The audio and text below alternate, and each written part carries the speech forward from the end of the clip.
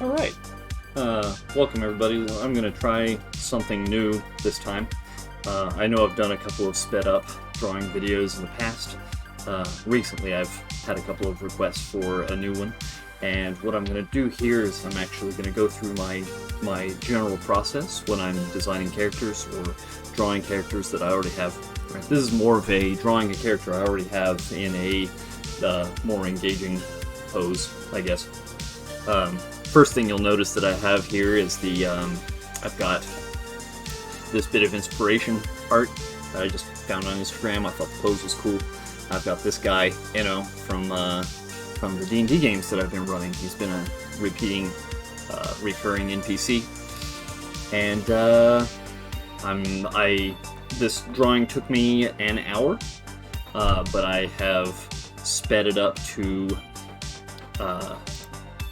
4x speed, so it should only take about 15 minutes in this video, and I'll kind of talk about what I'm doing. The first thing that I do is when I've got my inspiration pose, or even if I don't, even if I'm coming up with one off the top of my head, I'll throw down a gesture drawing. This isn't very structured. This is not blocks and sticks and circles or any, that you see in classic textbooks or drawing tutorials.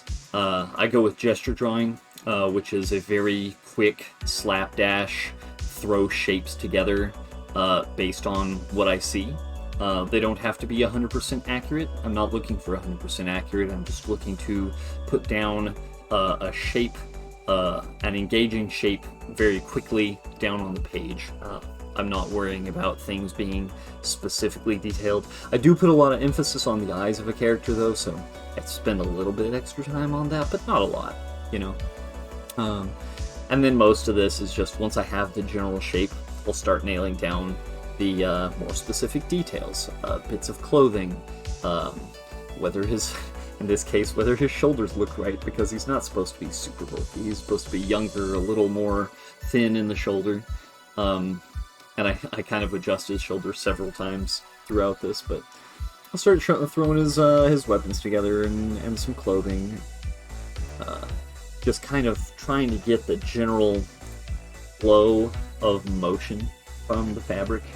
I put in a couple of folds and a couple of pleats and places where the fabric naturally bends and blends around. But still in the sketching gesture drawing phase. I'm not looking to put in any really distinct lines or anything. I'm just getting shapes down, because first you got to make it, and there's that thing going around on the internet, first make it at all and then make it good. That's what this is. This is just making sure that there's something, and then when I get here to this stage, I'll make another layer and start inking over it.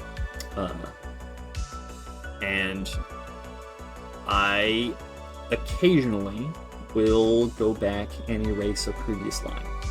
Occasionally I'll hit a Control-Z and undo and then redo, but I don't spend a lot of time redrawing the same line until it looks perfect. A lot of my art friends do that, and for them it's a benefit because they focus a lot more on the individual quality of the individual parts of the drawing. That's not something I've ever done. I grew up with a ballpoint pen and lined notebook paper, and a lot of my best pieces are on lined notebook paper, which drives me nuts, but it is what it is, right? Once I got to digital, I kind of kept that same vibe of, hey, this is basically a ballpoint pen. I don't have to be really, really attentive about every single line being exactly where I want it to be. In fact, I'm a big believer in the idea that the errors, the small incongruencies, they make it more human, I guess. Not to immediately lash out on AI. That's not what this video is about. But I think there's something to looking at something and knowing that a person made it with their heart, with their feelings, and that's all this piece is. drawing something for my friends who wanted to see how I go about it. But line quality is a huge thing. You'll see that I when I match up where lines meet, they should be thicker a little bit, because it creates a distance, so that you're not just running into it. You also don't want a lot of lines that run across or adjacent to each other. You want to make sure that any lines that are about to meet up and follow the same path get a little bit of distance, or just straight up cross them over, right? You don't want adjacency. It muddles the design. It makes it harder for people to see what you're doing. One big goal when I'm doing these pieces is that I want to make sure that the shape of the character is recognizable when you squint, right? Overwatch is really great about this. Blizzard's Overwatch, they designed every character so that you could recognize them by their outline through a wall, right? Just an outline should be enough to tell who this character is. My character designs are not that distinct, but for the most part, I try to make them to where they should be at least somewhat have a pretty distinct outline. And I'm big on very strong color distinction between my characters as well. I blame 90s cartoons for that. But as I go through, I'm just putting down shapes. It's the same, you know. I can touch them up, and I'll touch up the tips and points, and things like that on fabric after I put down the shape. I'm not looking to make something perfectly perfect, and for this design in particular, that kind of works. When I'm doing armor or mechs and stuff like that, I'll definitely want to use a ruler, a line tool, a little more often for those nice, crisp, straight lines. This is a common from my comic series that I write with my wife. It's called Waymaker Chronicles. And they are a feline alien race from a planet where they're a little more in a kind of Stone Age medieval setting. So a lot of their clothing, their weapons, the buckles on belts, the jewelry, all of it's going to be very handmade, you know, hand-forged, napped, almost obsidian-like blades, so they should have that kind of rough texture. So it lends itself to my art style being a lot looser. I'm not looking for perfection, because perfection makes it seem like it's made in a factory, and nothing about this character should be factory made, right? He lives in the wilderness. He's a nomad. He camps most of the time when he's living. His weapons should look like they were crafted with a hammer. But then I get to the color phase, and you make your sketch phase invisible. And if I already have a color reference for a character, I tend to just keep him up there on the left, and I'll pick colors, and it speeds up the process quite a bit.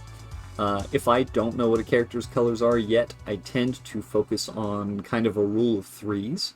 You want big shapes, middle shapes, and small details, right?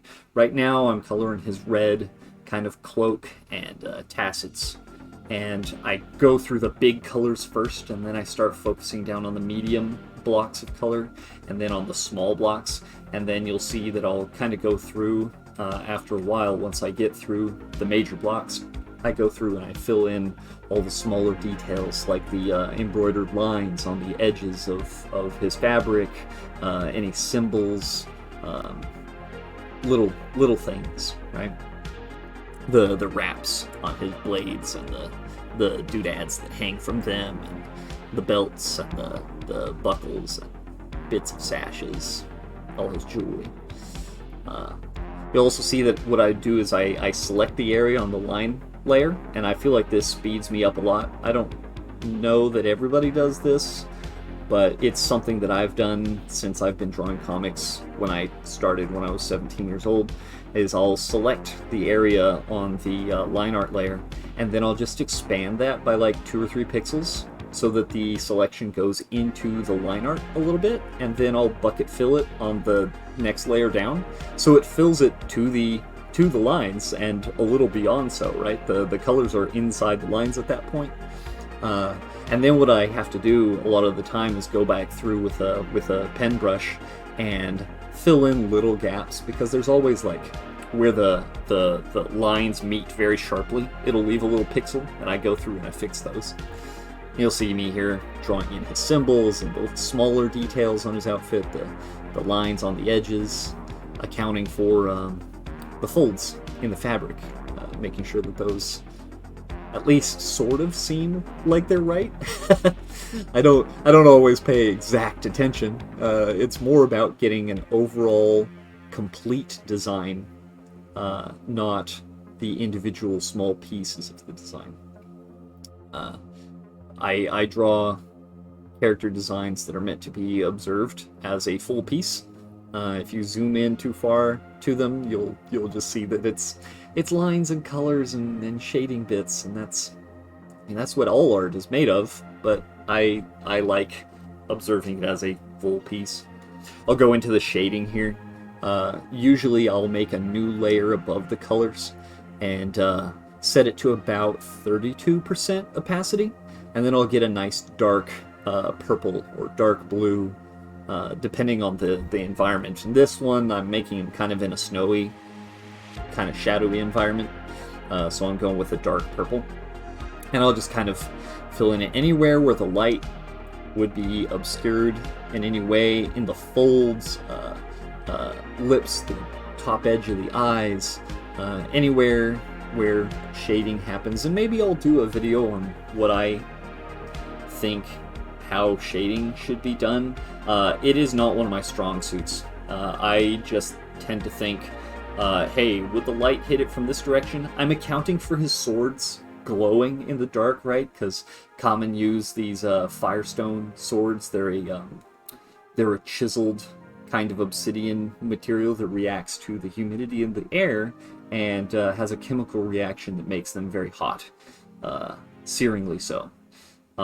And so they put off this radiant blue glow. So I'm accounting in my shading here, especially on like his hands and his clothing, around the arms and the wrists where they'd be closest to the blades, to account for the fact that the light will hit those, bouncing off the blades, let alone the light of the environment, but also the ones that he's carrying. And I try to account for that. And then I'm just kind of going through and putting little details, and you'll notice that some of my shadows are a little more than a random scribble.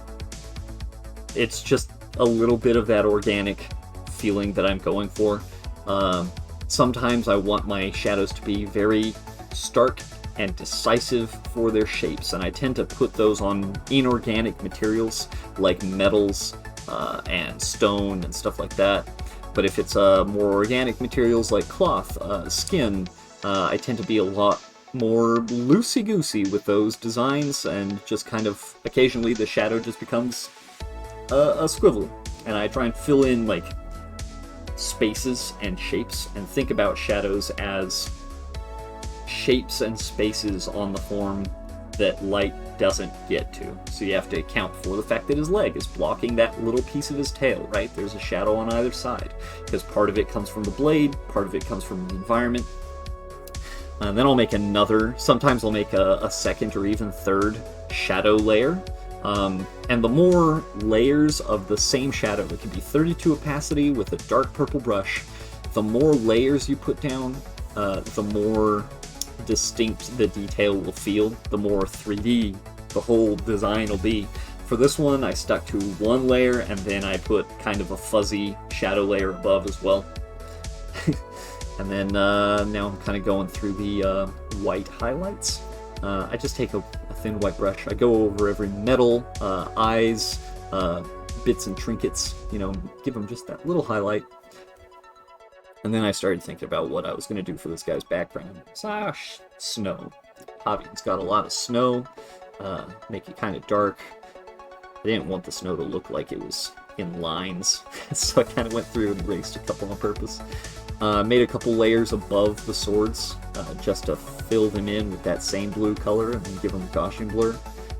I did it for a couple layers, and then I threw some steam over it to show that they are hot.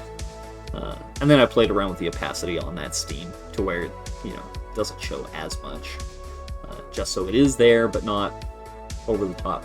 Then I did what a lot of people call edge lighting, which is taking the same blue from the swords and doing the opposite of shading. What I'm doing is I'm highlighting the edges, the very edge of anything that might catch or reflect the light of those swords. So eyes, bits of metal, hair. Hair is more reflective than most people give it credit. I mean, it's quite something.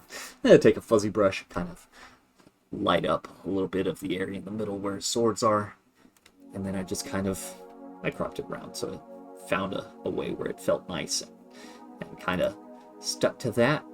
And yeah, so that's my whole process in a nutshell.